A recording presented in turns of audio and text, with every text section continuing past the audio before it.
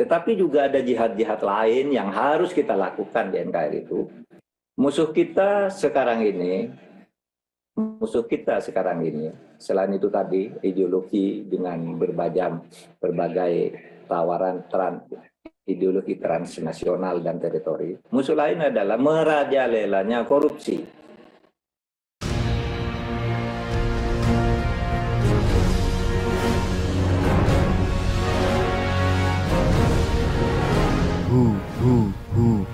Allah.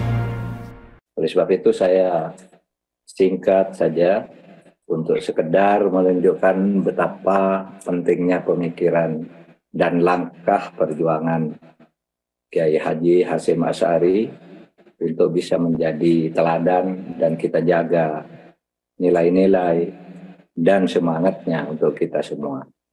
Kepada saya disampaikan materi yaitu resolusi jihad, perspektif pertahanan dan keamanan.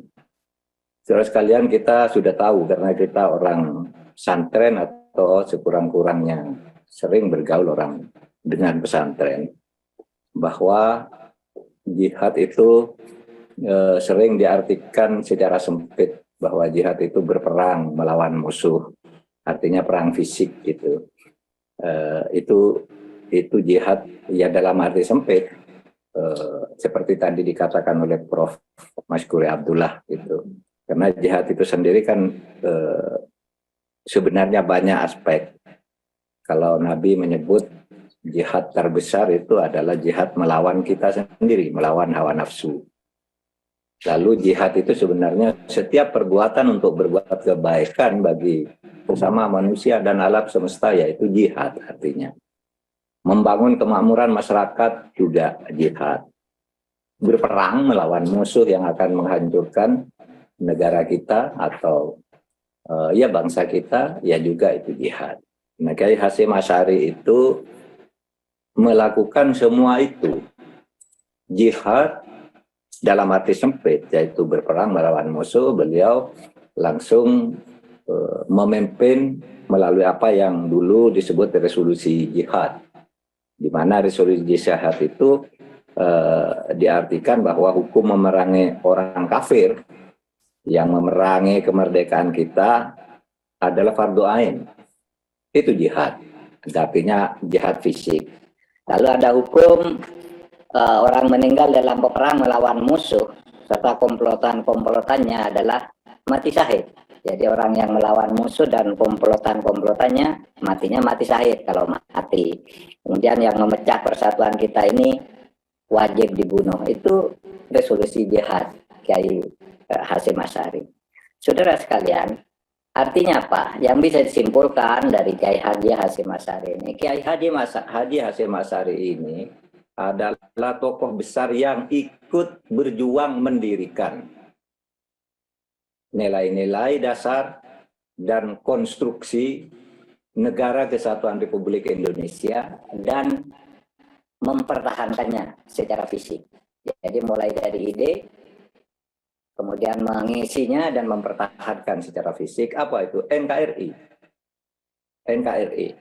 Nah, oleh sebab itu kalau kita katakan resolusi jihad dalam perspektif pertahanan dan keamanan itu adalah yang menjaga NKRI, karena itu yang diwariskan yang paling utama oleh Kiai Hasyim Asy'ari dalam konteks hidup bernegara.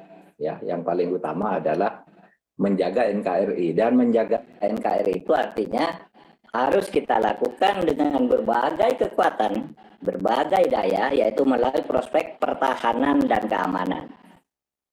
Pertahanan itu artinya menjaga agar negara tetap utuh. Pertahanan itu menjaga agar negara tetap utuh, ideologi maupun teritorinya. Sedangkan keamanan itu menjamin ketertiban dan kedamaian di tengah-tengah masyarakat. Itu adalah keamanan. Jadi memang secara konstitusi itu beda antara pertahanan dan keamanan. Nah, Kiai Hasyim Asy'ari mengkonstruksikan itu semua di dalam pemikiran dan tindakan-tindakannya yang kemudian kita di dalam konstitusi mengelompokkannya dalam langkah-langkah pertahanan dan keamanan. Saudara sekalian, kalau dikatakan bahwa ruh utama perjuangan Kiai Hasyim Asy'ari itu adalah membangun dan menjaga NKRI, maka sekarang ini tugas kita untuk terus berjihad, yaitu menjaga NKRI dari ancaman perpecahan. Karena sekarang ini ancaman perpecahan tuh muncul ya dalam ya secara fisik juga, secara fisik misalnya gerakan separatis di timur, di Papua itu kan ingin memecah NKRI, memecahkan diri dari NKRI. OPM namanya, Organisasi Papua Merdeka. Di barat dan utara itu infiltrasi kekuatan asing secara fisik melalui penerobosan terhadap batas laut hak berdaulat kita, teritori. Jadi ancaman terhadap teritori dan ancaman terhadap ideologi sedang muncul. Nah, terhadap ideologi itu apa? Terhadap ideologi yaitu muncul gerakan ideologi transnasional yang ingin menggantikan Pancasila. Nah, itu jihad kita yang pertama dalam konteks NKRI. Tetapi juga ada jihad-jihad lain yang harus kita lakukan di NKRI itu. Musuh kita sekarang ini, selain itu tadi, ideologi dengan berbagai tawaran ideologi transnasional dan teritori. Musuh lain adalah merajalelanya korupsi. Merajalelanya korupsi. Sering orang mengatakan, tuh Pak Mahfud tuh kok pemerintah mengatakan di sekarang ini merajalela korupsi. Iya memang iya kan, kita tahu hampir setiap saat orang ditangkap karena korupsi, pejabat-pejabat ditangkap karena korupsi, itu memang iya. Lalu orang berkata, kok tidak ditindak? Ya justru saya ngomong ini karena ditindak, gitu. Karena ada tindakan-tindakan seperti itu. Tetapi itu banyak sekali yang tidak bisa ditindak karena begini. Tidak bisa ditindak itu atau belum bisa ditindak korupsi itu. Ya karena koruptor itu melakukan kejahatan korupsinya tanpa ikut aturan hukum, namanya juga korupsi. Jadi dia nepo, palsu tanda tangan, menghilangkan saksi dan sebagainya. Sehingga agak lama ngejarnya sesudah ada identifikasi itu. Tetapi kalau kita ini pemerintah melakukan penyelidikan atau untuk menghukum orang yang koruptor itu harus lama. Kalau orang sedang sakit, jangan diperiksa. Kalau orang dipanggil tidak datang, jangan langsung ditangkap, dipanggil berikutnya lagi, dan seterusnya, dan seterusnya lama. Maka, saudara, nah budaya melawan korupsi ini harus kita kembangkan terutama dari pesantren-pesantren dan alumni pesantren. Karena kalau kita mau mewarisi nilai perjuangan Kiai Hasyim Asy'ari, untuk menjaga NKRI dan mengisinya dengan Islam wasatiyah atau moderasi beragama, Islam yang moderat gitu, itu juga harus diikuti dengan upaya pemberantasan korupsi dan penegakan hukum tanpa pandang bulu. Karena memang penyakit yang sedang melanda kita itu adalah ya korupsi di berbagai lini. Saya itu atau kita lah, saudara mau lihat ke mana? Bicara, wah itu pertanian, nah di Kementerian Pertanian korupsi. Wah itu laut, di Kementerian Kelautan korupsi. Wah itu langkah-langkah sosial yang disiapkan oleh pemerintah di Kementerian Sosial korupsi. Lalu kita noleh ke atas naik pesawat, wah di Garuda juga korupsi.